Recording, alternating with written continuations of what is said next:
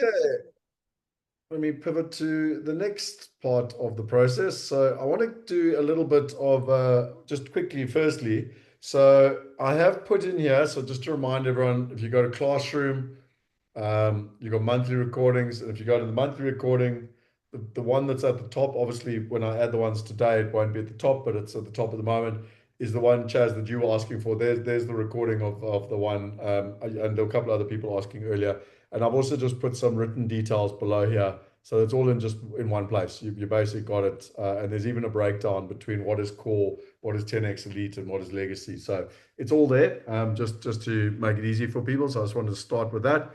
Um, Let me get the slides up. So just a couple of key things before, because I see Amy's joined us. One is I know Shanika has been dealing with some people around success stories, but always appreciate success stories, and sort of making videos with myself. So I'd appreciate that. You should all have the annual calendar. I know there were a couple of people that said to me that didn't have the annual calendar. I will put it in the chat for everyone.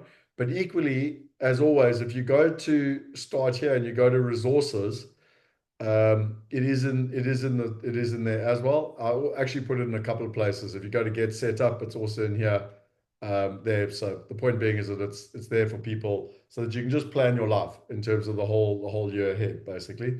Then in terms of the Wealth Weekend, these are just pictures of the different Wealth Weekends. I know our next one is literally a month away.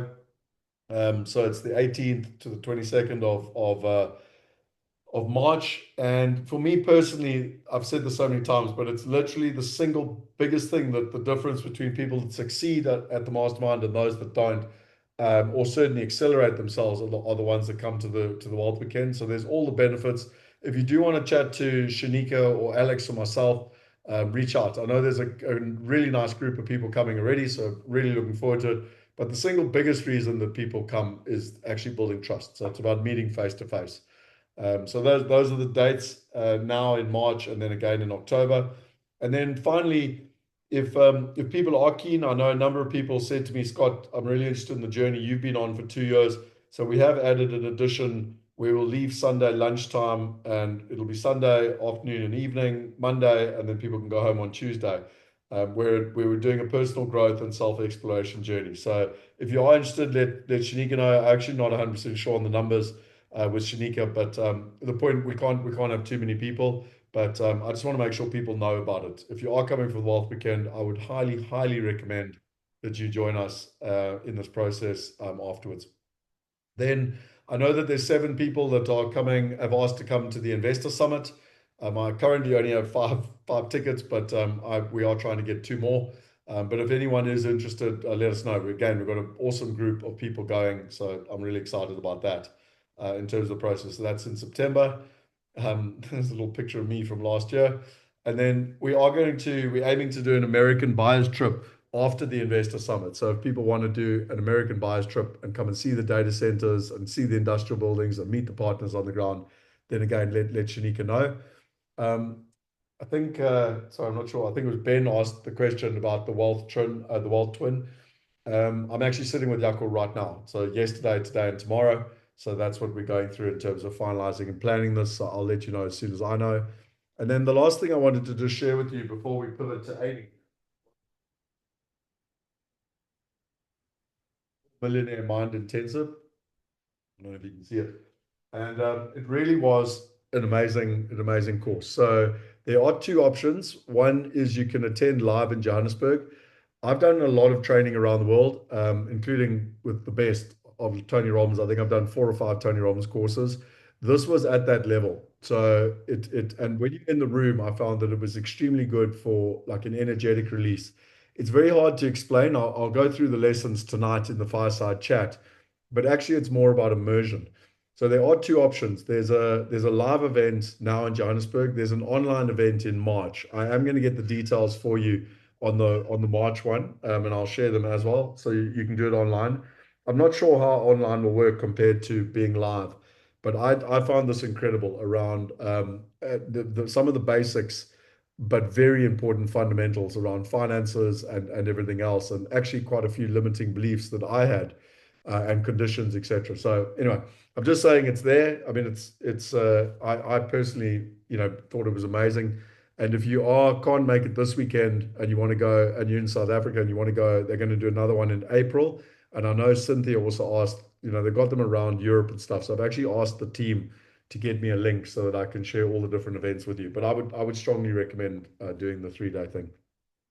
Um, and then finally, I just wanted to share some of the highlights that I went through when I did that 10x is easier than 2x, and I'll tell you why, because it completely applies to what Amy's about to do now and show you basically. So, what is Private Wealth Global? Well, you all asked and gave us recommendation from a branding perspective that the collaboration between ourselves and Calio is going to be called Private Wealth Global going forward, and the mastermind will just be a piece of that. There's effectively 3 levels. So we've rebranded them. You can see there was the original 6K, 12K, and 24K, but quite frankly, that's been confusing people. So we're now calling it Core, 10X Elite, and Legacy. And the whole idea is that, at this level, it's to move from a retail to a sophisticated investor and be able to master your portfolio. At this level, it's the high net worth looking to be the global investor with global diversification. And then this is all the generational investment and ensuring your legacy. So why this is important, and just to show you quickly, and there is a document I did show you actually, but if you want to go and read this in more detail, it is here. So you can go and, sorry, let me just go back to it. No, it wasn't calendar. It was under classroom and it was under recordings. Come on, why does it take so long? So if you go here and you go to this down the bottom here, there's actually a document. You can go read the document. So it's literally the very first thing in this document. But if I just give you the highlights, effectively, the first thing you get is the strategic wealth plan. This is where we create a clearly defined step-by-step action plan for your wealth, lifestyle, and legacy to provide you with peace of mind that your wealth is protected.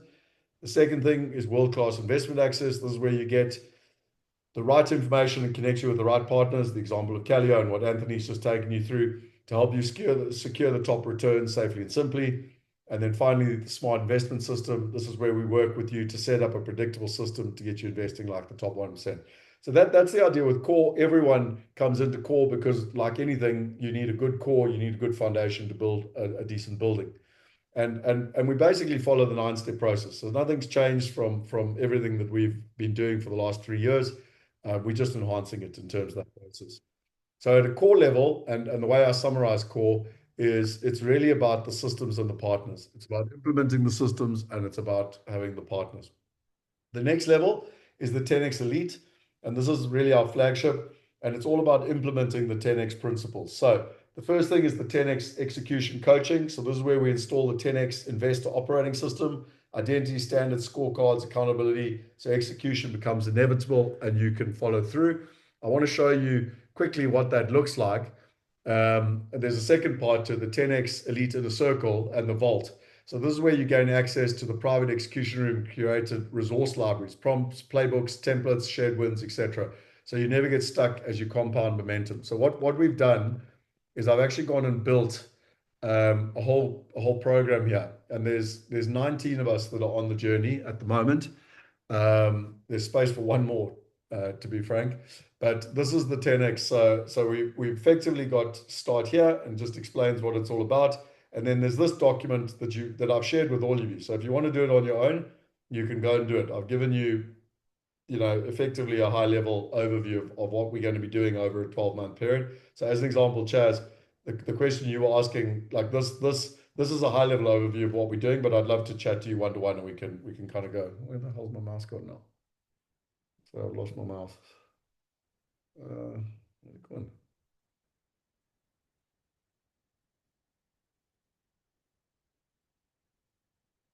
Sorry guys, I don't know where my mouse has gone. Okay, I got my mouse back. So you've got that document. And then each month so there's books to read, there's a vault. So over the year we'll build a vault between us of all the valuable stuff. There's already a bunch of things that we've got in here. And then in simple terms, what we do is we take the 10 principles and every month we implement one of the principles. So the first month is all about your identity upgrade. And there's a whole process to take you through it. There's 5 steps. I've even got the prompts in there to use with ChatGPT. But in simple terms, what you're looking for is the first thing is to create effectively a blueprint. So, and give credit where it's due. Archie was the one that actually helped me with this, where you get your values, your identity, and your behaviors aligned. So I did a whole exercise here, and I'm teaching the people that are on the 10x how to do this. But the part I love most is it literally gives me a behavioral guide. So it's getting my values, my identity, and my behavior aligned. And then it's telling me exactly what I need to do and how much time I need to spend to achieve my 10x identity. So it's this whole process. And again, I've shown everyone how to create this document, or everyone in the 10x, obviously. You don't need new values. You need the courage to live the ones you already have without compromise. When your values, identity, and behaviors are aligned, 10x stops being inevitable, it becomes inevitable. So this effectively is your blueprint. And then this is your document here that you can go and put on your wall. You effectively create an identity declaration. Um, and it's a overall, who are you, what are you doing? And as an example, Dawn, the conversation we were having earlier, this is exactly it, because now this becomes your North Star, and your guiding light as to kind of where you go. So I just wanted to share that with you in terms of, and then each month we'll be doing it.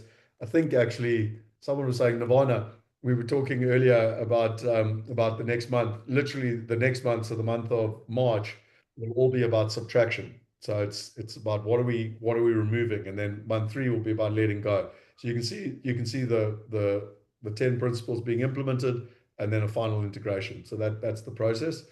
Okay, so if anyone wants to talk to me, and or you can reach out to Shanika and set up a meeting. Just type in the chat box 10x Elite, and obviously you're gonna see what Amy's going to go through with Anthony and Garth. What they've done and what they've agreed to theirs, because some people wanted more, was that on a quarterly basis, so on an annual basis meeting with Garth, and on a quarterly basis meeting with Anthony, where you can optimize and accelerate your portfolio decisions with deeper expert cadence, review strategy, and allocation guidance, so you can move faster with more confidence and less noise.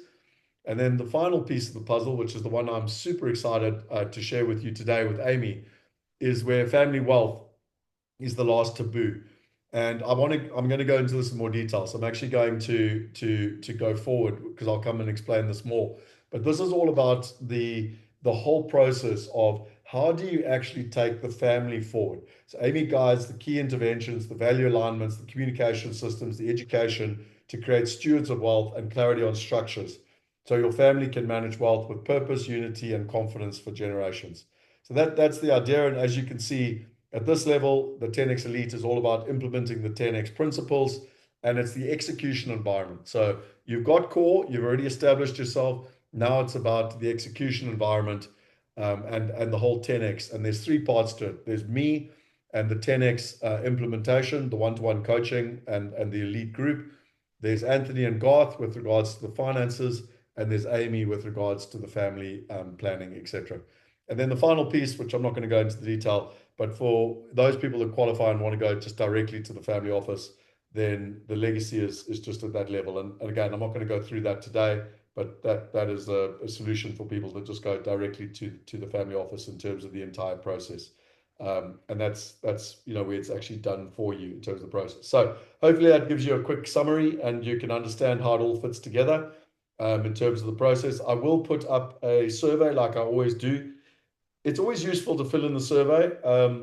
If I know there's a repeat on questions every month, but it always just is useful for us just to get feedback. If you've filled it in already, then you can just press no or whatever, but it's always useful just to get feedback. So I'll put up that survey.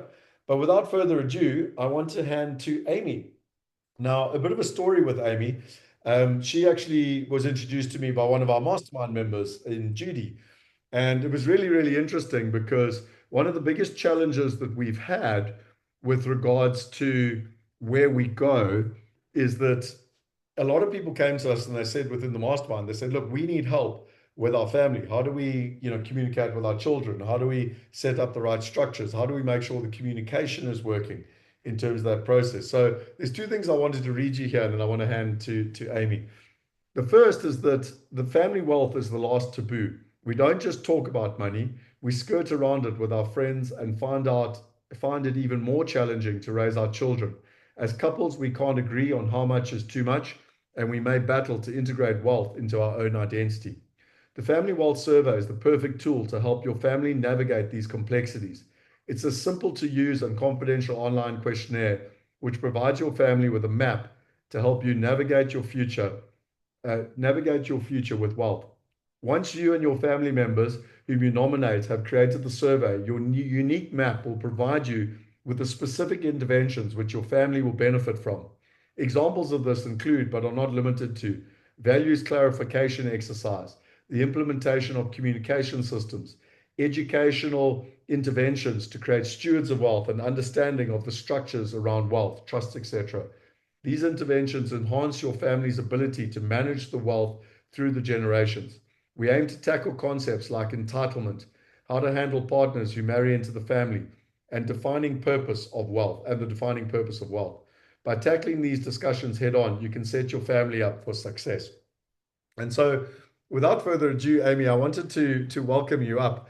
I'm really excited about this because in the 9 steps, we did have David come and give us a presentation back in 2024. And obviously, you've taken this to a whole nother level now where there's surveys. I know a couple of people have actually been working with you already. But before I hand to you, I want to do the part that no one ever likes, which is where they talk about themselves. So what I thought is let me give you guys a quick introduction of Amy so that she doesn't have to talk herself up because none of us enjoy doing that. So let me just give you a bit of feedback here. So I graduated from Wits with an honors in industrial psychology. I worked in the family business for 17 years. Initially, I was involved as an HR manager, but later moved into a combined marketing and internal communications. The love for business pulsated through my veins. I was known for being the heart of the business. I was always thinking of ways to encourage, uplift, and look after the employees. We sold the business pre-COVID. Since my time in the business, I've studied through the Family Firm Institutes of Boston, America, and obtained a double certification on family wealth and business advisory. I'm passionate in helping families navigate the impact of their wealth on their relationships. In order to create a lasting wealth legacy, families need alignment in their vision and their values. I have amazing methods which assist families in complex and often unspoken areas of wealth. So thank you. Oh, that was you talking to me on a voice note.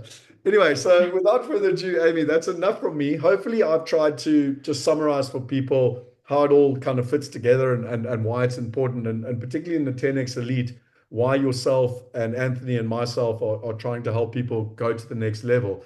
But for the essence of this mastermind, I'm super, super excited because some of the people have seen you at the Wealth Weekend last year. I think it was September last year, if I stand to be correct. Was it September last year? Was that the date?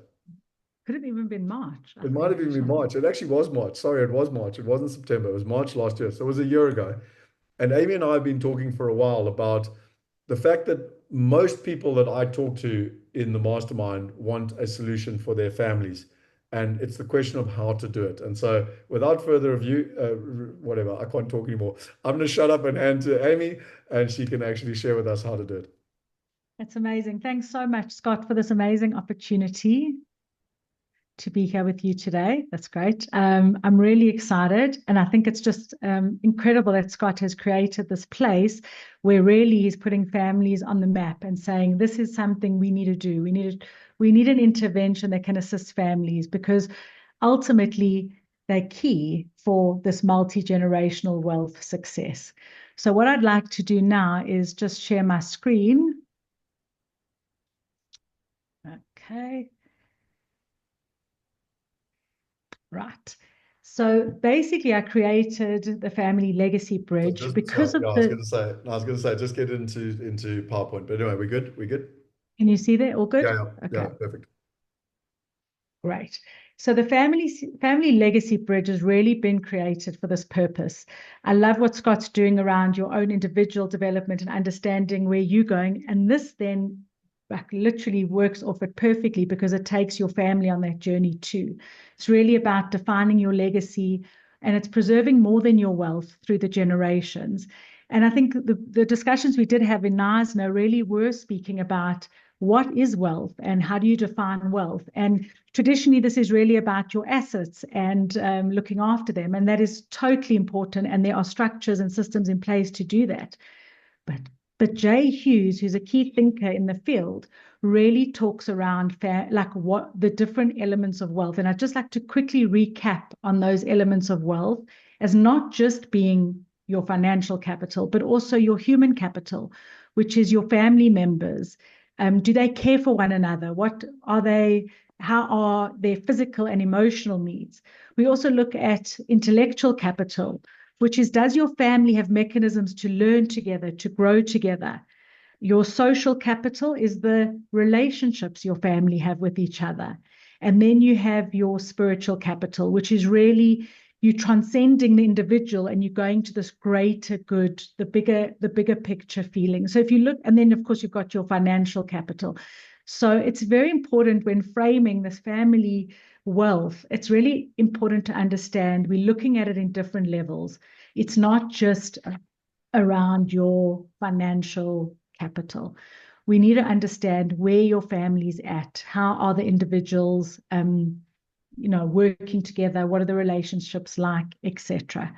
So I think that's an important point. And also, if you look at what James Grubman is doing around the Ultra High Net Worth Institute in America, is he really is also creating 10 domains of wealth. He's looking at how to support families on so many different levels, often the neglected parts that don't get tapped into.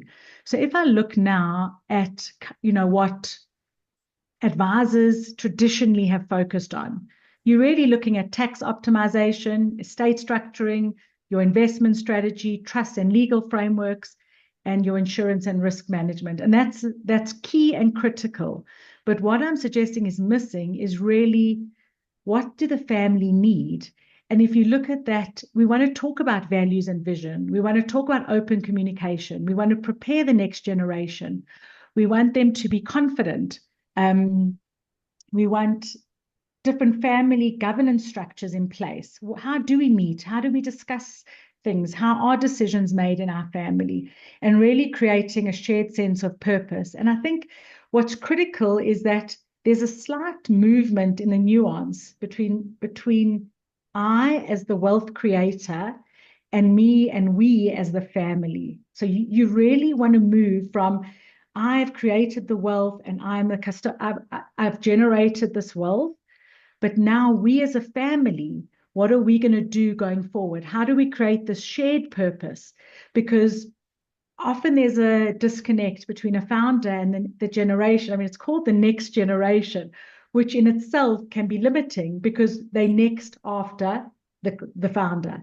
And next really just implies I'm going to look after or I'm going to follow on from what the founder created. So it limits the next generation. I like to call it the rising generation, to empower the next generation, the rising gen, the children of wealth, to say, yes, you are blessed with this wealth, but how do we create a family shared purpose going forward? So that's really the slight shift now happens from I to we as a family. And I think that is a process in itself. So if I just go, I mean, Scott did it beautifully at just giving me an introduction in terms of where I've come from and how my passion in this field arose, is really having worked for 17 years in my family business, having seen the disconnect between what happens at work and what happens around the family table, and also on the sale of the business. Now the business as in its format has changed, and now you're left with this wealth.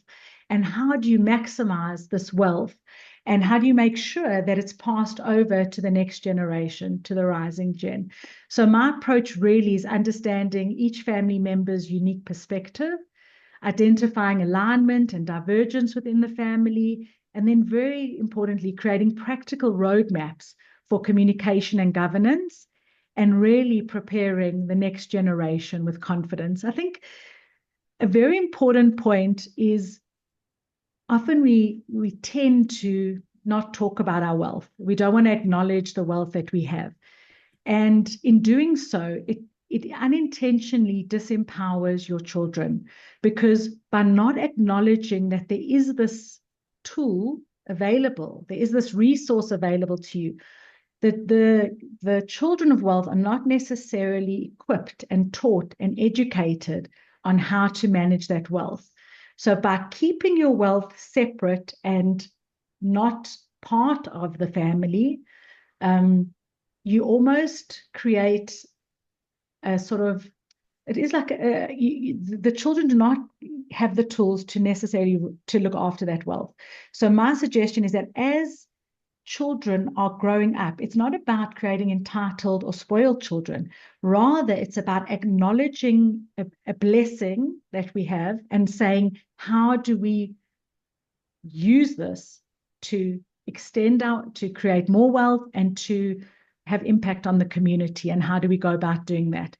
So where we tended to shy away from discussions around wealth, bringing wealth into our everyday and making it accessible for our children and teaching them about being responsible from a young age actually empowers them in the long run more. But I think because we're hesitant to talk about wealth, we leave it for probably way too long. And I think there's almost that when we syndrome, when as children, we always hear the clients talk about when the children finish school, when the children get a degree, when they're working, then we'll discuss it. When they've, so the discussion around wealth should be brought in much, much sooner. And there's incredible research done. Jolene Godfrey is the lead thinker around this, and she has a very clear developmental framework around, from a young age, what we can do with kids of 8 years old, 10 years old, 15-year-old on how to be stewards of wealth. So my philosophy is really to engage with kids around wealth from a much sooner age so that they're comfortable with wealth, so that when transfer happens, they're actually ready to deal with it. So what I've developed is the Family Wealth Survey, which is I'm very excited to share with you today. The three real elements around it are: we assess. So each family member completes your confidential assessment online, which there's 7 different dimensions to it. I'll show you those in a minute. You get a report, which really is a unique personality profile. Your family gets a readiness score, and you have a comprehensive report on where your family is sitting currently.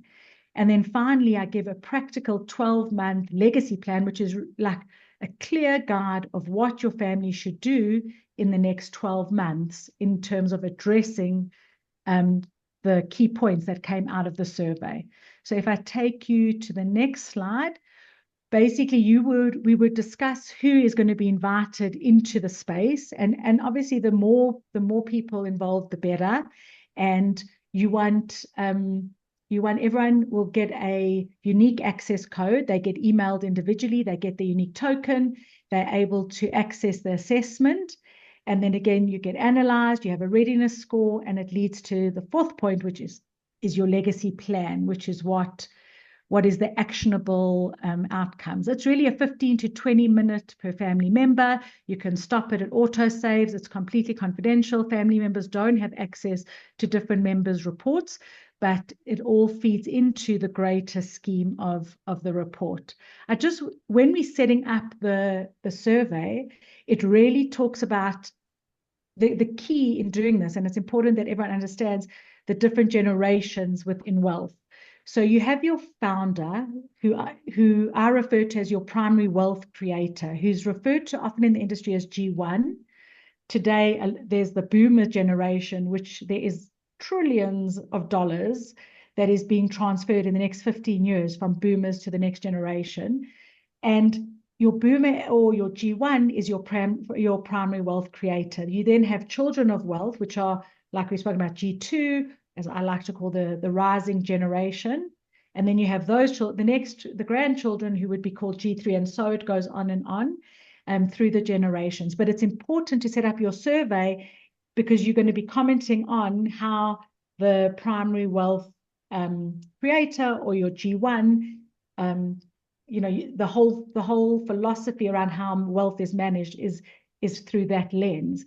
Also, it's important to differentiate who are family and who's been married into the family, because there are huge amounts of concern and there's a lot of discussion and research done in how to effectively bring in children to a family of wealth. So that talks about you know, I think parents' biggest fear is who my child's going to marry. Are they marrying them just for the money? How do we navigate that space? So there are a lot of tools that we can use around that, is when obviously the family needs to, how you prepare someone a marriage, someone coming into a family of wealth. So that's just the lingo around the survey that you'll see when you're completing it, just to understand the different generations. And I think a beautiful way also of understanding that generations have different frames of reference.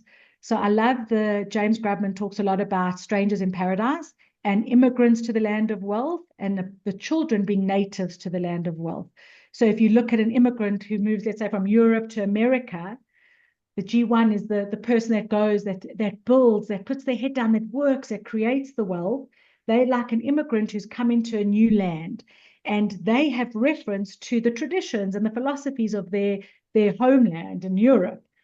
And whereas a child who is born in America is like caught up in the American dream, and they don't have their, homeland in Europe as a reference. That they are, in all intents and purposes, trying to be American, trying to understand, to assimilate, to take what America, let's say, has to offer.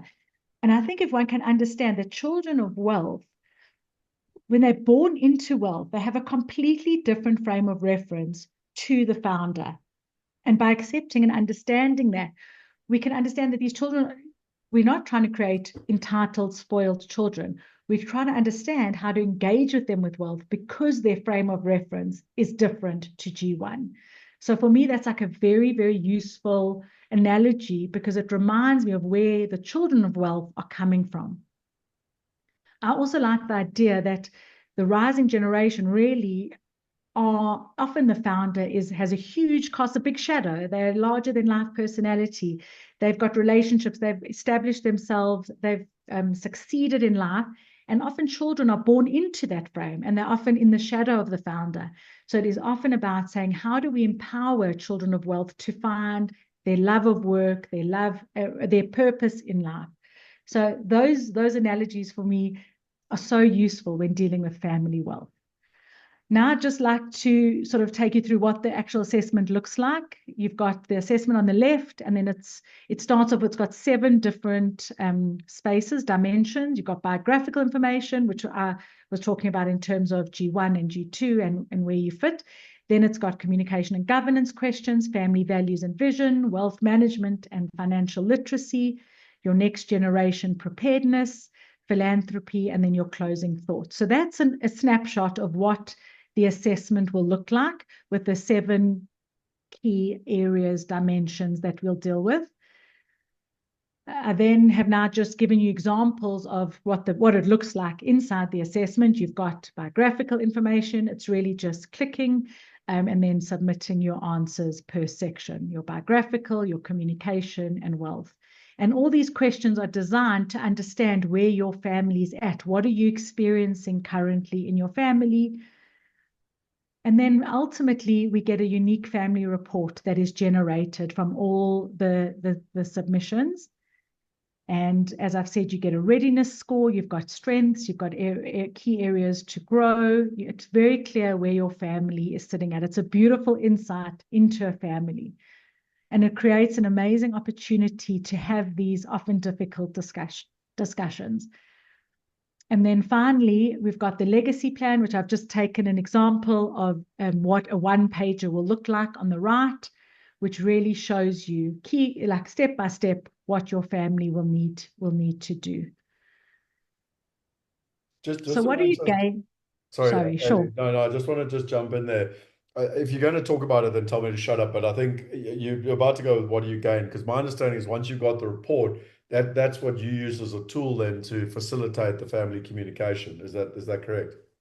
Yeah. So the report will highlight where the family needs an intervention. So if your G2, you've got children in their 30s and they have no idea about the wealth, and communication is an important step, then what we will do as part of the plan, it will come up to say, you'll need to conduct quarterly discussions around your wealth. How do we go about doing this? What do we discuss and how long? You literally formalize something that intuitively you want to do, but it just tells you how to do it, and it gives you the confidence to be able to do it. Does that answer your question, Scott? Yeah, yeah. No, no, perfect. Yeah, yeah, yeah. Okay, perfect. So this is really when looking at the survey, what do you hope to gain as a family? You'll have clarity. Often we assume things about our family, but this really will say, this is where your family is at. And these are the gaps we need to address.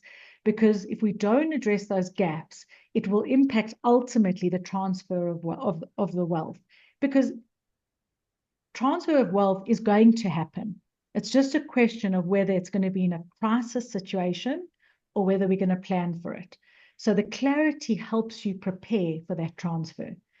Communication, you'll have a framework around communication. Your next generation will start feeling confident if they start having if a gap is identified that or a need is identified as how are we going to educate our children around wealth? What are the programs we can put them on? They then develop a confidence around wealth. They develop an understanding of investments, and then they can play an important role in the future. It also creates connection, stronger family bonds between your family members. There's a definite focus on continuity. It gives you a practical plan to preserve your wealth, because once you have these structures in place, it makes the process much simpler. And then obviously it gives your family more control, because it's so important that through the information you can understand, and you now have a better understanding of your family governance, etc.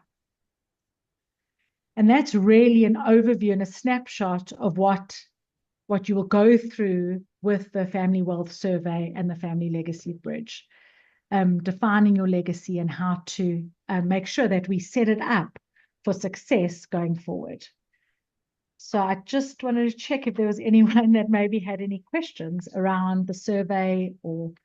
There's a couple of questions. I'm happy to go to them, or if you want to kind of go through your thing and then come back to questions, your choice. There's a number of questions that have come up.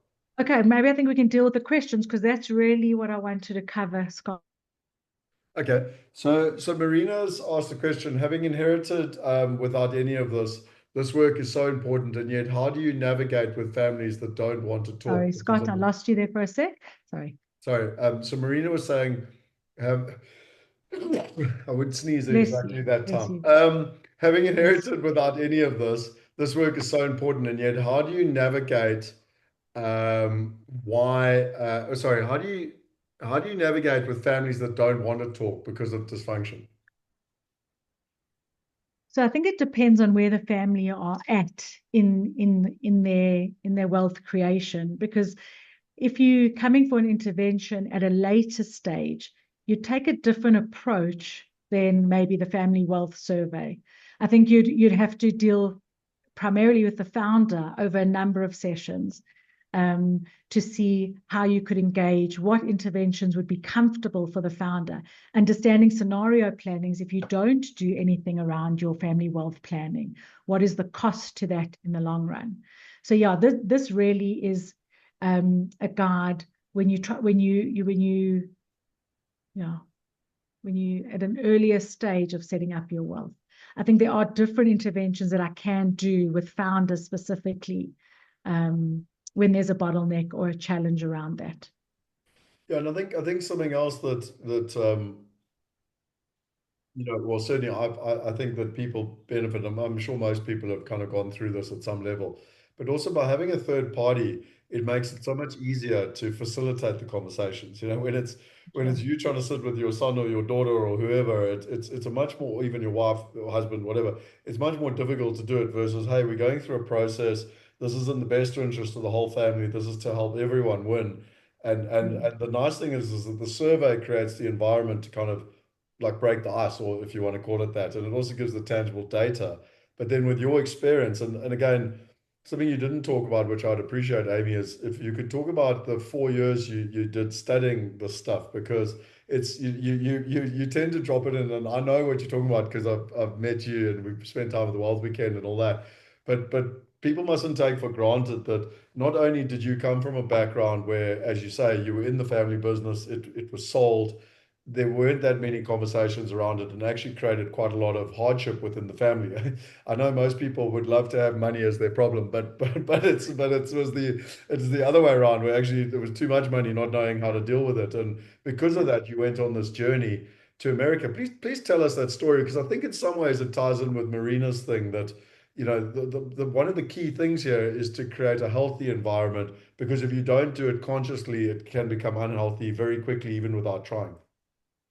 Yeah, no, I appreciate that, Scott. And I think just in terms of my journey going through my family and really the case of seeing the family business sold. And yeah, I think as children, and I was always the good kid. I'd worked in the business. I spent 17 years there, always had the best interest of my family and my parents at heart, was always actively engaged with them in this process. But never really had a significant role in engaging with wealth. We were always on the side. It was always separate, but we never had a meaningful like space. If you're talking about, we had trusts being set up, we had advisors, but we don't have, and we didn't along the journey have access to those advisors. And I think having been in the business and seeing my dad aging and cognitively declining and holding on to that that he was the ultimate decision maker has really put my family on the back foot. So my journey into America, like a typical G2, really just messaged the top thinker in the field. I'd heard a podcast that he spoke about James Grubman, and I emailed him directly and I said, James, this is where our family is. This is what I can see the disaster unfolding, and I need to have tools to be able to assist my family going forward. And I think he gave me a whole plan, like a step-by-step plan. He was incredible. I found the thought leaders in the field are so generous with their time. They want the field to be successful. They see the need. And I embarked on every single thing that he listed. I was reading, I was attending webinars, I was attending the Purposeful Planning Institute symposiums, the FFI. I did 2 courses through the FFI, which is the Family Firm Institute in Boston. The most incredible course around family wealth advisory and family business advisory, and just having access to, again, lead thinkers, webinars with people from all over the world, and just understanding the battles around family wealth and interventions that we can do to fix it. So I really have, I feel like I've had huge access to lead thinkers in the field, and that's really given me a passion, again, just pushed me forward to say, how can I help other people going through similar experiences with wealth, and what we can do earlier to set people up to not fall for the things that my family fell for along the ways. We were a typical family that did. Oh, we lost you. We were all Sorry, sitting Amy. around the Sorry, table. Amy. Would you mind just repeating that? Because I think it was critical. We were a typical family, and then you froze. So Oh, did I? I'm sorry. yeah, We were a typical family that fell for all the stumbling blocks along the way. Was yeah, that yeah, yeah, okay, Scott? yeah, yeah. No, I Great. got you. Sorry, no, it just froze. We just lost you a Of bit course. No, midway. no. I think, when I read these books and I see the research, we just didn't get out the starting block, and not because we just like, if I think of the advisors we had, they never went into those places that were a little bit tricky. That is so important. So if they picked up that there was a disconnect between a parent and a child, or two siblings, they just brushed over it.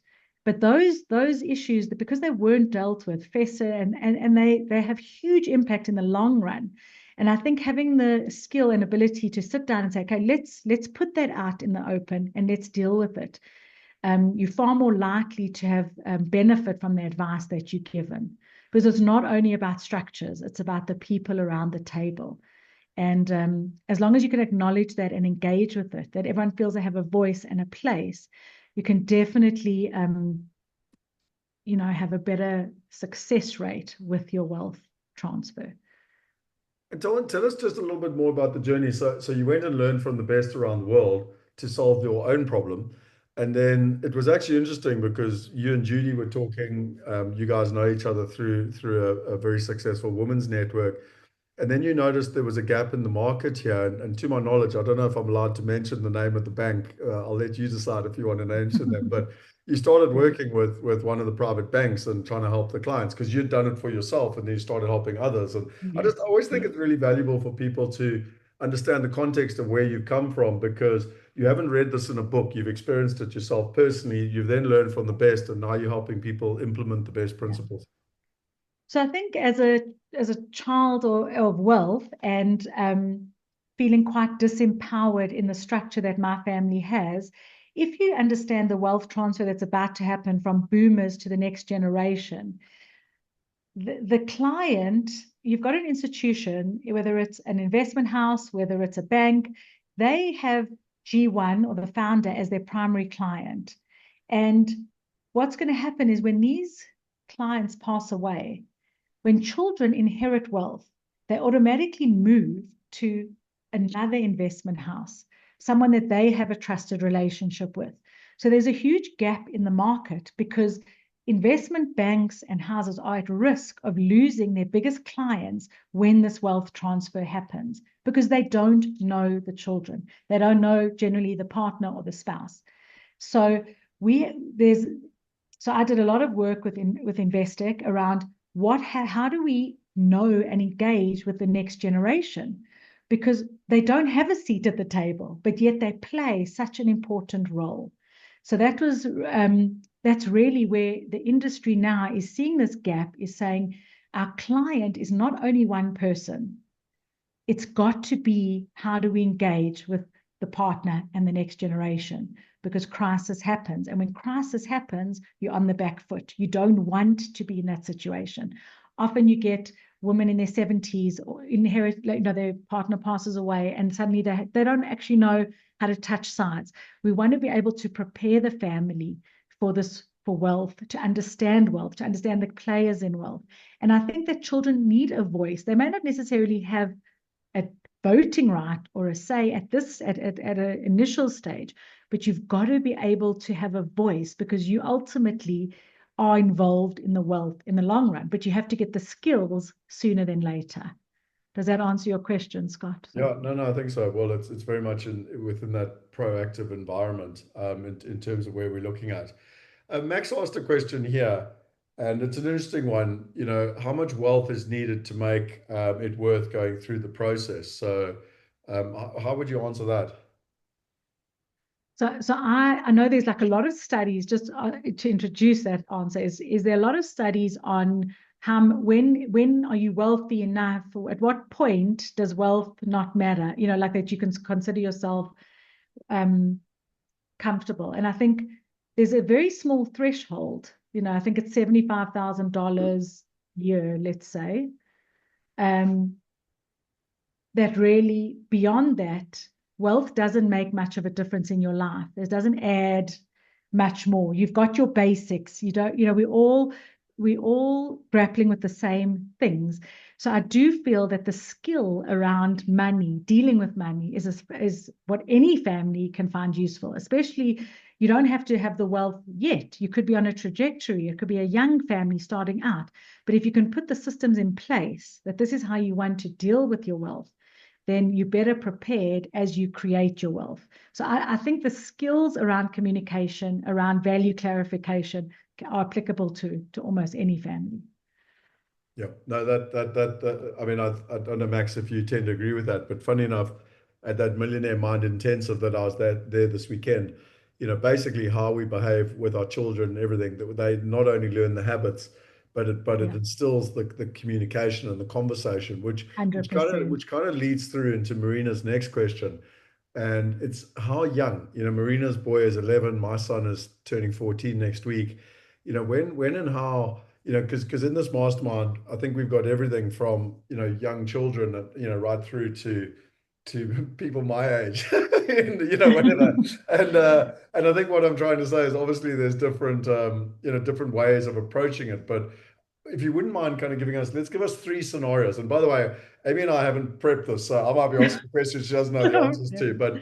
But like let's say it's like under 20 and kind of 20 to 40 and maybe 40 plus. Like how would you let's see, Yeah. because we've got people that have all three of those. So how would we deal with all, each one No, individually? that's great, Scott. I think it's a great point. And I think I would refer again to someone like Joel and Godfrey in America, like who's really set up that exact developmental framework for children. And if, the survey actually is open for ages 10 and above. Now, obviously, your insight you're going to get is specific to that age group, but it does give the child a feeling that they are engaged and responsible. And that is something that is priceless, because they feel, oh, my voice is important. Dad and mom want to hear what I've got to say.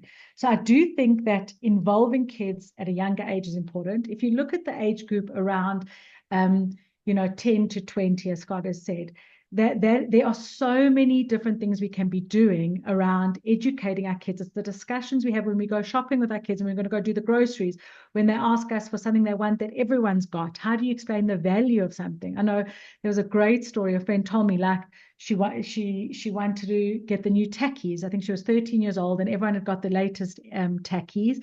So she went to her dad and said, Dad, I need these tackies. It's critical for my social idea. I need these tackies. I've got a party this weekend. And the dad said, great, how much are they? Okay, let's go. Let's go shopping. And we're going to go fill our trolley with the worth of those tackies. And let's go donate that. And you can actually see what that money that you're asking for translates to. And they went shopping and they filled the cart. And the friend, like, literally, she saw what was going into this trolley. And she's like, actually, you know what? Let's donate this money and don't worry about the tackies. So I think there are just so many little nuggets that you can throw into everyday life. And that's an intervention that we could put together for your family to say, let's do these 5 things. Money stories, talking about how we, often you can say to yourself, what is a memorable story you have about money? What do you remember? If you think about money as an adult, what is a significant story that sticks out for you? Why does it stick out? And you share that with your child. I remember when I was doing this, or when I've got my first paycheck, and it's around those discussions around allowances. It's around, I know, if funny enough, in the banking world, I have my kids, I bank with FNB, and it's their card is linked to my card. They have no access under 18. They don't know how much money's in their account. They keep messaging me, Mom, do I have money? So no, we should empower kids. There should be apps to help kids to say, this is how much money you've got. This is how much you spent on Uber Eats. This is how much you've spent on vapes, whatever. So it's just about empowering through information sharing with your kids. And I think it's setting up those systems in place. When you look at the 20 to 30-year-old, that is an extremely powerful time, because there you're looking at children going into varsity, studying careers, starting their careers, and that's an age where I think kids start feeling that they're earning their stripes and they want a bit of responsibility. And I love the philanthropy space for young, 20-year-olds to have impact and say, okay, guys, you are now young adults. Come up with a philanthropy space. Show your impact. Work on a budget. Choose a cause. Implement it. See how it goes. Review it.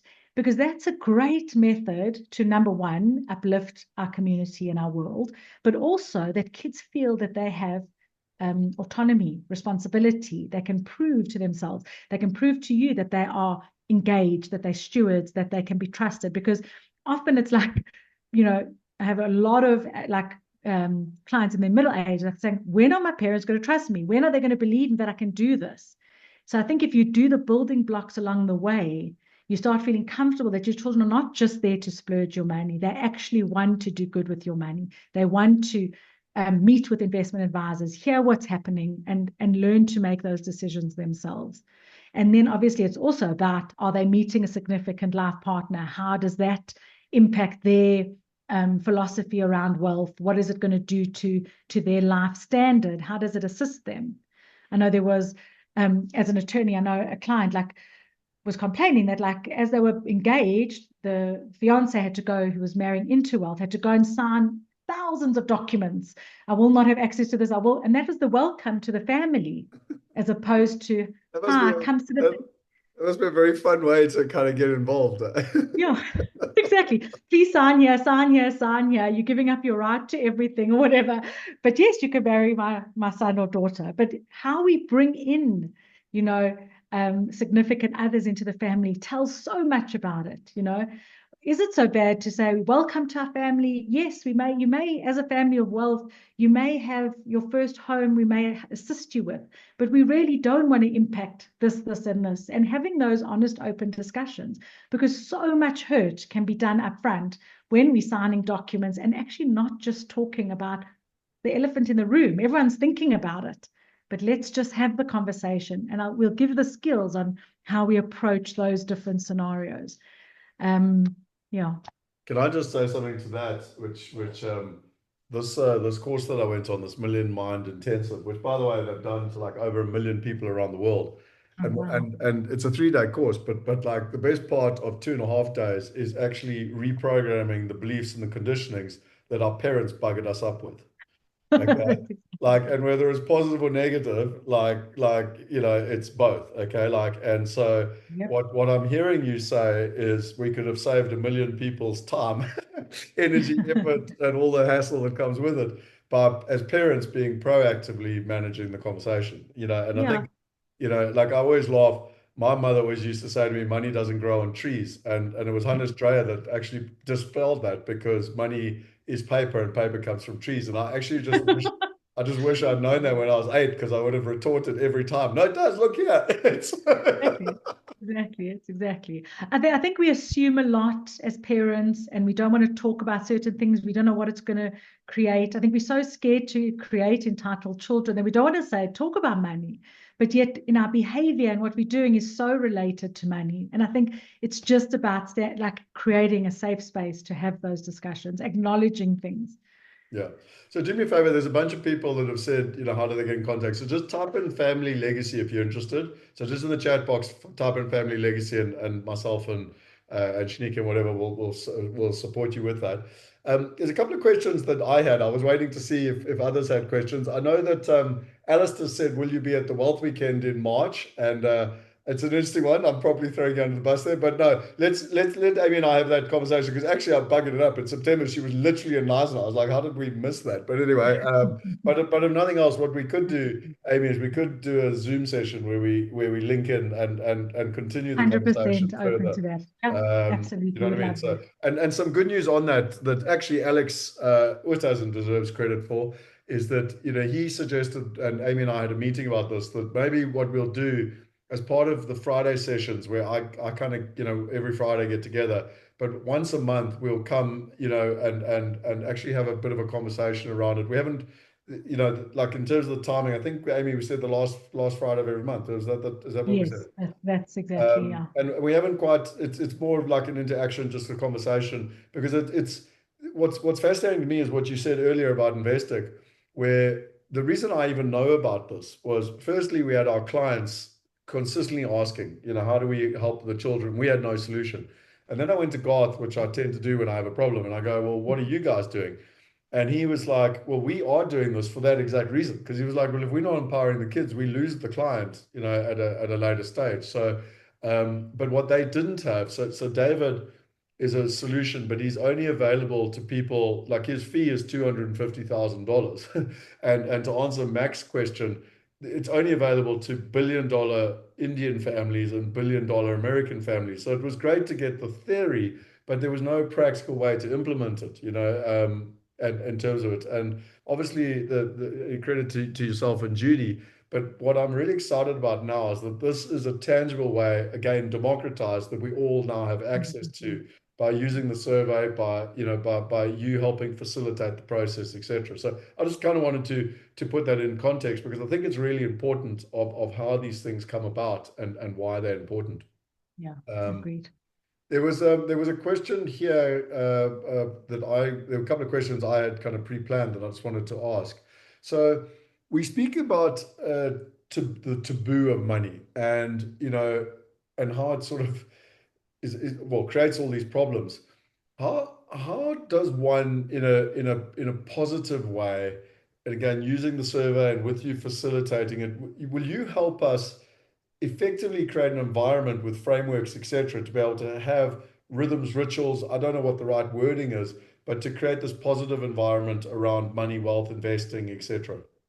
Yeah, I think that is a big aim of the space we create, because I think sometimes with wealth comes a lot of shame and a lot of things that people don't actually want to talk about because it's very personal and we're often in the spotlight, and we don't actually want to acknowledge that sometimes there's been a disconnect between a parent and a child.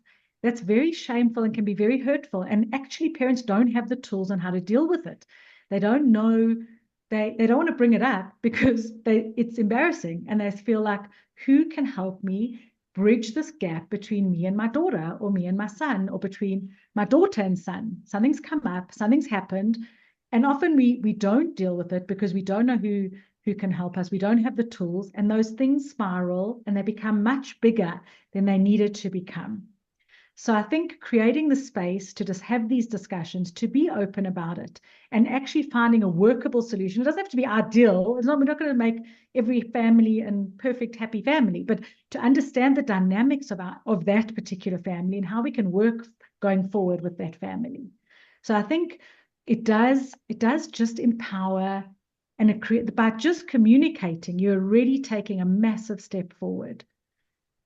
And the next question I would have, which is an interesting one, is, you had in your bio or your written description, where couples sort of disagree on, how much is too much, or, etc. Yeah, I'm not the one to talk because mine ended in divorce based on this exact metric because my son had more toys than Toys R Us himself. And I think my point being is that how does one facilitate? Because ultimately, even the G1s, if I'm trying to use your metaphors or your lingo right, as parents still need to kind of be on the same page. And I assume that whole facilitated conversation almost starts with them before involving the definitely. G2s and the Yeah. G3s. 100%. Like I know there was a classic story where I was talking to an investment manager and he has huge clients.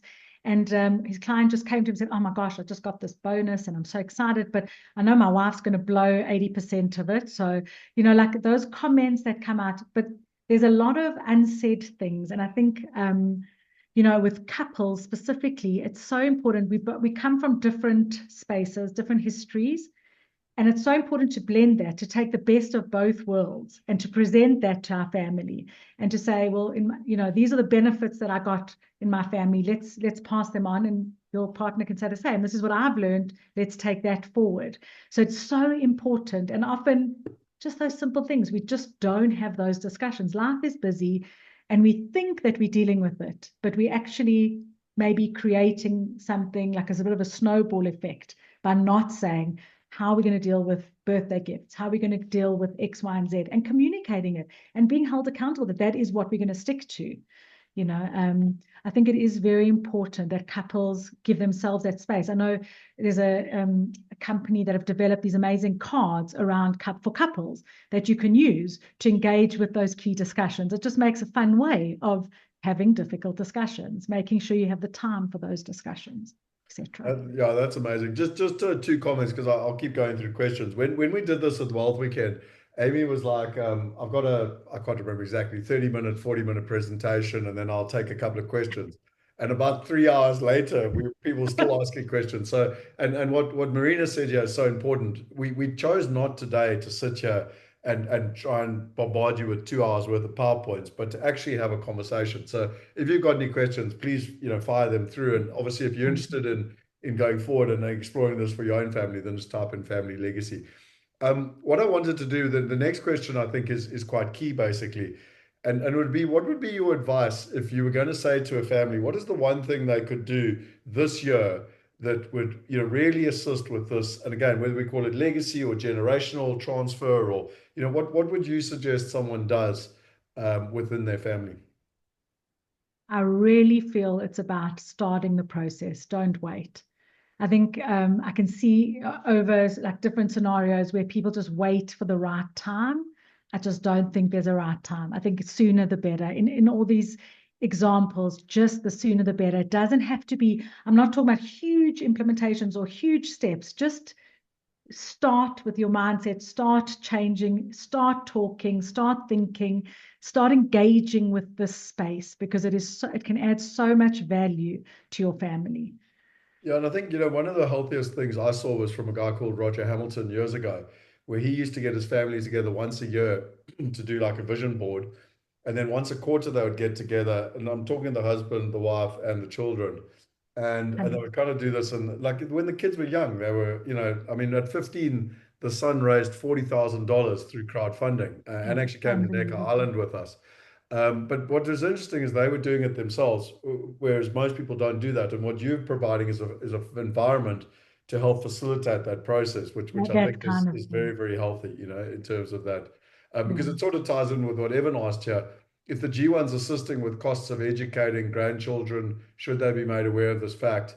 And I think I just want to extend a little bit further because someone else who's part of the mastermind actually she's part of the 10X, so she'll be working with you anyway, Amy. But one of her sons is she's still kind of supporting him, and he's not, he's kind of I don't know how to, I'm trying to choose my words correctly here. But in some ways, I mean, she owns it. She's enabling him because by giving him the cash, he's not going out and kind of looking after. So I think the question I'd like to ask is both for your son, let's call it a G2, and then the G3.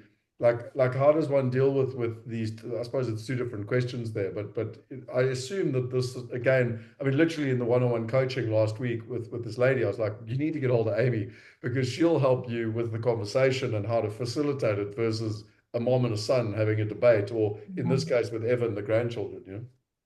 Yeah, I do think that we land up in those positions because we've had a miscommunication or misunderstanding, or we haven't engaged. I'm just throwing it out there generally in when our children are growing up, what is the messaging we're sending around them? Are we sending messaging around, oh, everything's taken care of, or are we sending around messaging around purpose? What is your purpose?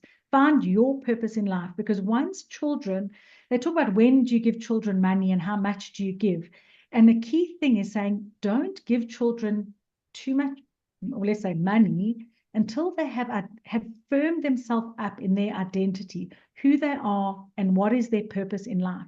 Because by giving them money too soon, and we do it inadvertently, but by giving too soon and in ways that are not communicated, which I can talk about in a second, but we're then creating a scenario that, so if we're giving too much too soon, we're starting the problem that we create, basically. So the idea is really to guide our children in who they are and what are they best at doing. So children of wealth, where they're different to maybe their parents, and it is a benefit that they have. Let's give it to them.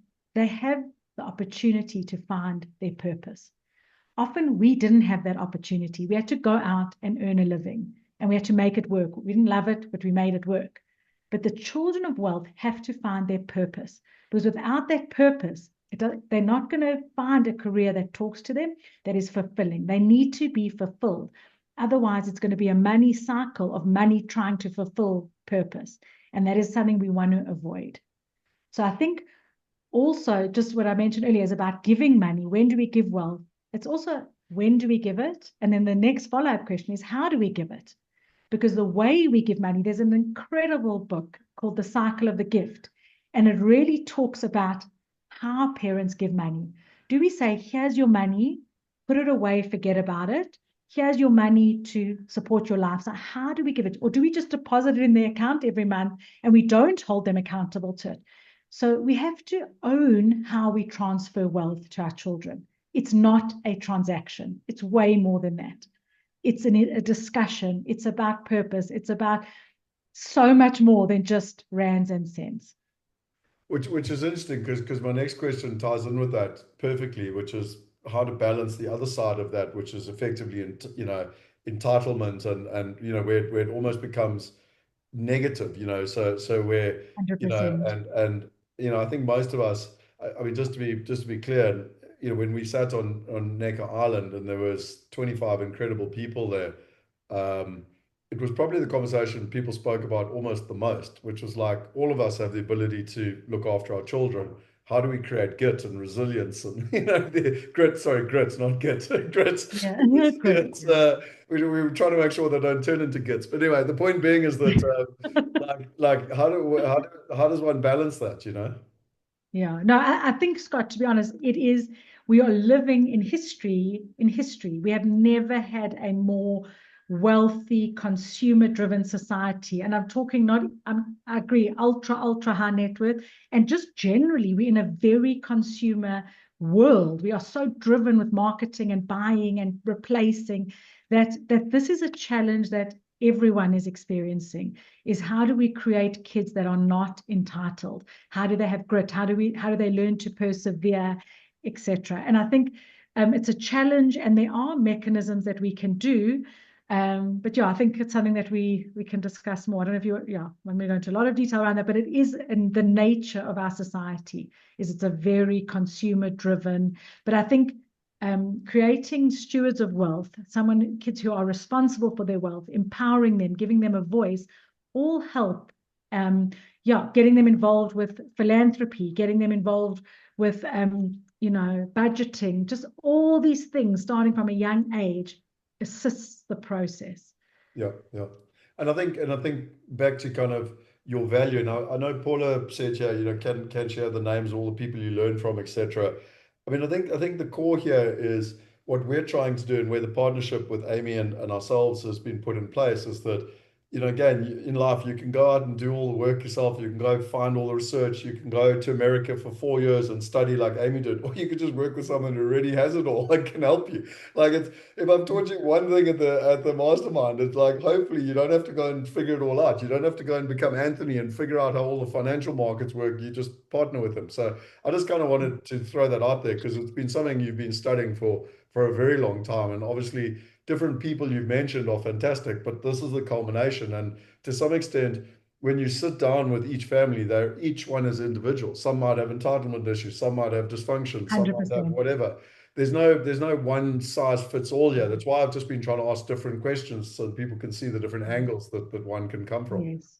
And I think that's why the legacy plan that comes out of the survey it's really tailor-made for each family. Each one will be different based on where that family is at that particular time.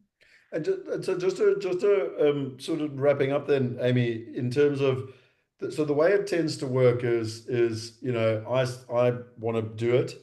I then say to my family, right, this is why I want to do it, and it's in the benefit of everyone to do this properly. Please just do the survey. It takes 15 to 20 minutes per person.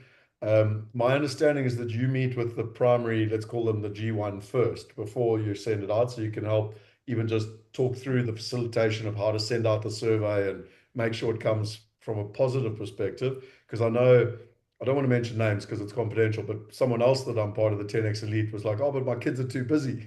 They're in their career building 25 all over the to world, 35, also, and I think the other comment I heard was they know everything. So like, Exactly. so I think my point is you can help facilitate that conversation and make sure that it's 100%. seen in a positive light. Then everyone fills in the survey. Then they get the survey. Then the second step is where there's basically feedback on the survey, and just talk to us how that works, because I know you said it's confidential in the survey, so you don't have to worry about little Johnny or little Jill saying something because they've got confidentiality. No. Just talk through that just so that people Yeah, understand. so Scott, one of the things we discussed initially was really that I didn't want to hit families. Here's your email, here's your unique password, go for it, send it. It has to be interactive. I understand that certain families will have anxiety, fears, or a lot will be very excited about the opportunity. So my first point of call is to set up a Zoom with the G1. And then we will discuss again the process, what's going to happen, who we're going to be including, and we set up the family tree on who's going to be completing the survey. And then we will have a meeting we'll then set up a follow-up included with everyone. And then we'll definitely talk about, again, now why are we doing the survey? Because you don't want to also, make people something, you want to set the expectation upfront clearly, what is going to come out of your participation in the survey. Then we draw the report, and then everyone gets their one pager. And you'll never see in the report, Amy thinks that we don't meet often enough. This one thinks that. It's all very, it's the themes around what your family's bottlenecks are and what needs to be done to solve that. So I agree, it is slightly intensive in meeting, but I think it's important because it is new. And I think when you launch something new into a family, you want it to be set on the right foot. you know what, you want it to be set up correctly. Yeah, and I think to some extent, because then you walk away with the report, if you want to call it that, which effectively is your game plan. And that's why I love That's what exactly. in terms of the name you've called it, the Family Legacy Bridge. Yeah. It's taking the individual who, or the couple that's created the wealth, and then creating the bridge to the next Yeah. generation. And I'd love you just to talk a little bit about your name, because I love it, but what does it Yeah. mean to you, Thanks. and why? Thanks, Scott. I spent a lot of time debating how I was going to position myself. And I also am so thrilled with how it's all come together, because that's exactly what the challenge is around. It's moving the I to the we as a family, and be having the bridge to the generations. And it's really a concrete process. There are tools. We can make it an engaging process, a learning process. You really become a learning family. And I'm so thrilled with the imagery around it and the name. And I really feel that there's such a space in the market where we can have big impact for families in just setting themselves up correctly. Yeah, oh, awesome. Well, look, if there's no more questions, I think there's two things that I wanted to do. Well, actually, three things. The first for me is just huge gratitude, Amy. I This is a culmination of quite a lot of work, and in terms of, well, a shitload of work on your side, but even on our side, we've been trying to figure out how best to serve the community. And I think now we've got to the point where it's effectively, ostensibly, it takes three meetings and one survey, to be able to get it. If people want to go deeper more, they can. But the point being is that it's an environment now. You've created the environment to facilitate this. And I meet every family personally in the mastermind, and my guesstimate would be that more than 90% of people, if not 95% of people, would actually benefit from this. Would be my benefit, just from my guesstimate, just from talking to people around the conversation. So I'm really deeply grateful for you helping us solve step six, because like I said already earlier, $250,000 upfront is not a solution. I agree. I think it's an exciting space, and I'm glad that there's the opportunity for everyone here to go through this process. Awesome. And again, if people are interested, I know a bunch of people have, just type in their family legacy, and we'll follow up and make sure that we provide you all details. I did want to share this just while I've got you, Amy, because I do think it's relevant for you. And if anyone's got any questions, there's one nice little thing that I want to finish off with on it. Oh, hang on. Why is my slides gone? Sorry, 2 seconds. I need to go back to this. So some people sort of say to us, why do we do this at 10x Elite? And I just wanted to explain it, because as a story, I think it's really important to understand the story. When Garth and I originally sat down in the middle of 2022 with the intention of starting the wealth, the whole mastermind, and later became known as Private Wealth Global. And we ostensibly started in the beginning with the core. It was like, how do we get people set up? How do we get them involved with the Calio team? In those days, there was 5 steps. The people who started right in the beginning can remember. And then what we realized after a year or so was there was a bunch of extra things that people needed, and one of them was around this family legacy, generational wealth, whatever you want to call it.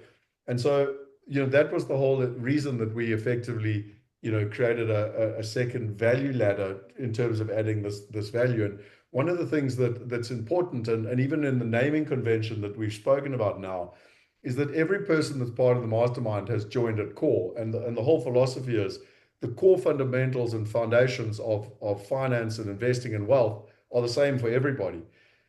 And you can't really worry about your family until you sort it out yourself, if that makes sense. So the whole idea is with core, once you've got core established, then the whole idea with the 10x Elite, which is the combination of Amy and myself and Anthony and Garth, is then to say, okay, we got the core and the foundation established. Now let's go to the next level and accelerate that. And I did share this earlier, but just to show you, that was where you got the 10x coaching at a one-to-one level with me. You've got the high touch with Garth and Anthony, and then you've got the family integration with Amy. So I just wanted to kind of share that to reinforce post what you've shared, Amy, as to why it's done in a step-by-step process.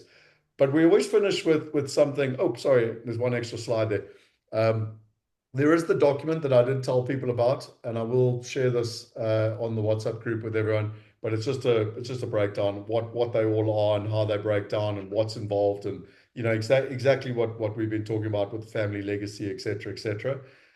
However, what I wanted to finish off with is that we always finish every session, Amy, with what did you think of the session?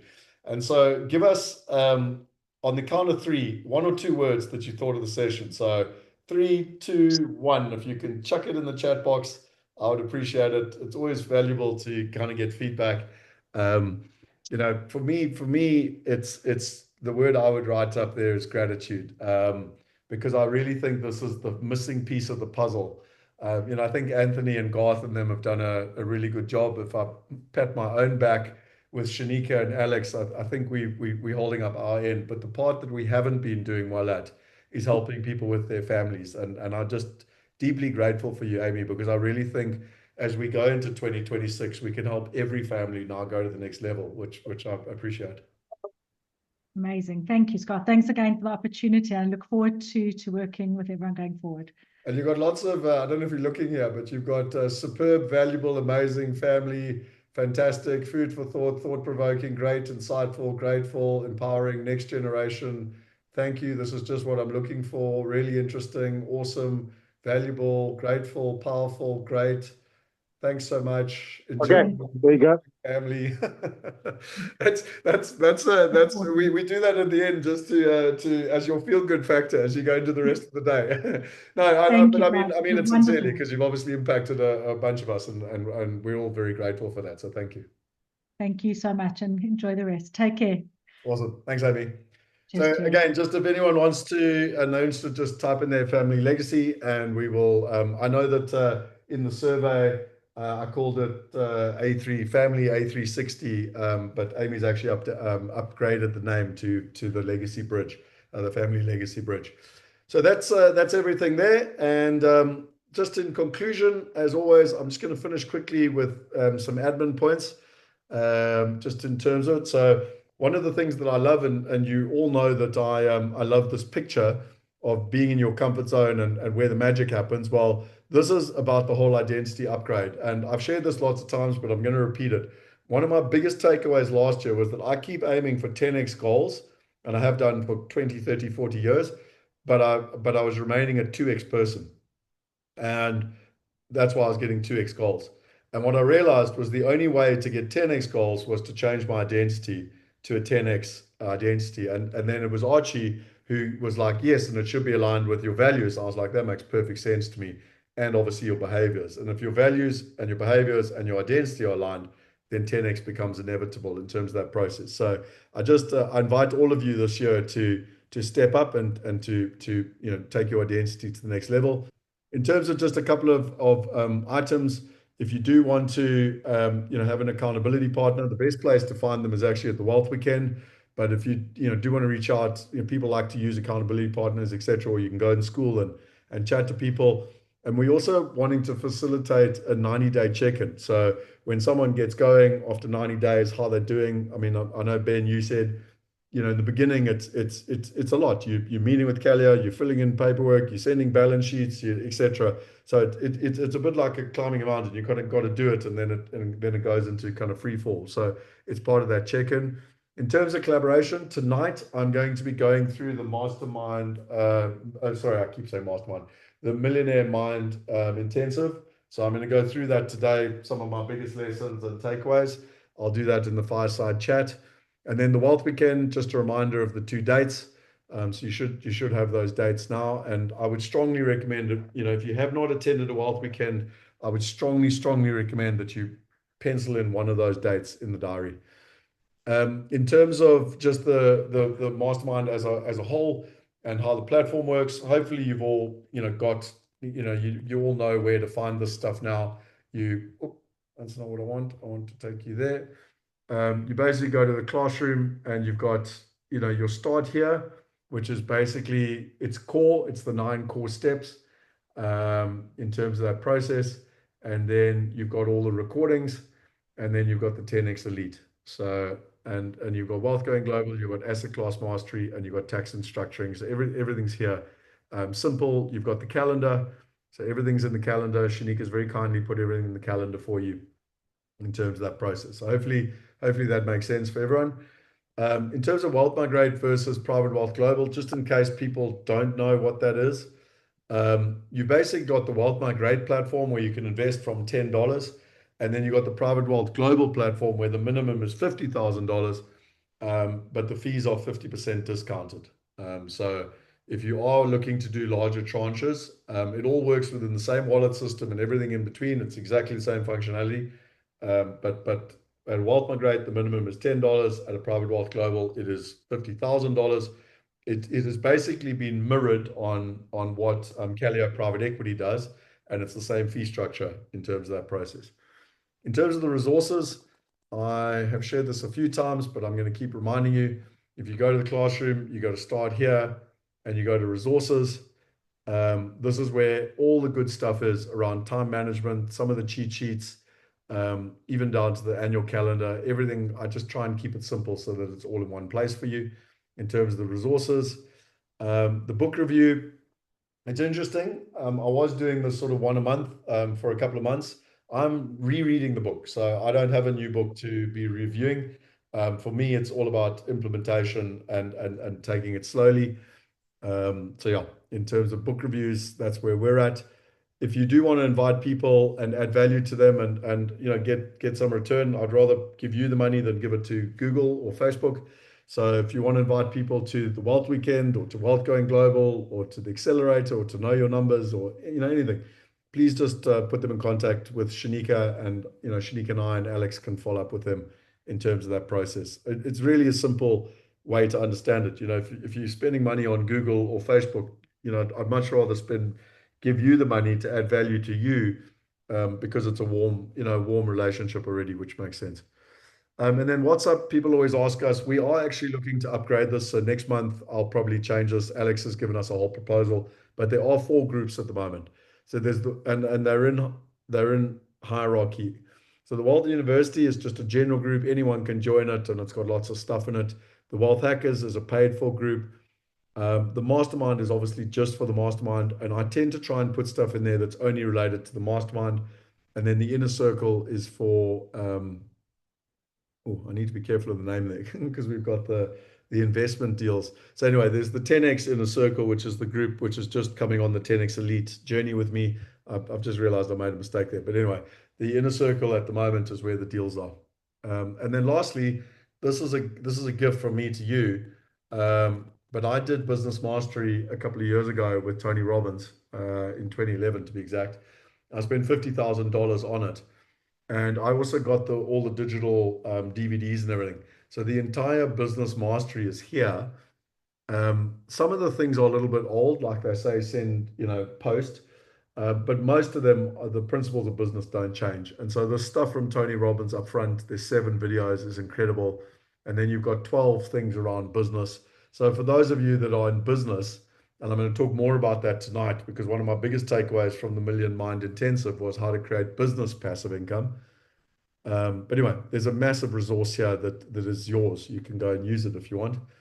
And then you've got access to Shanika and Alex. So Shanika's, doing a fantastic job at the moment, being almost a private banker, so if, and helping each of you. She's reached out to you, she's done the survey, she's tried to speak to all of you. We really, really, really encourage you to talk to Shanika, let her know what's working, what's not working, because we want to add as much value as possible and help people get results. And then obviously Alex and I, as well in the process. And then just in conclusion, a lot of people, so the industrial deal is closing. Today's Wednesday. I think it's closing, in the next day or so. I know Paul has to move the money tomorrow. Oh, sorry, on Friday.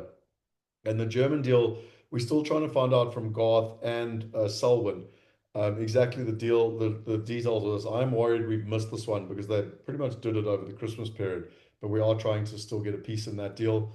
Um, we're pretty much at the end of the road for people that want to participate from a shareholding perspective because we're closing out at the end of February.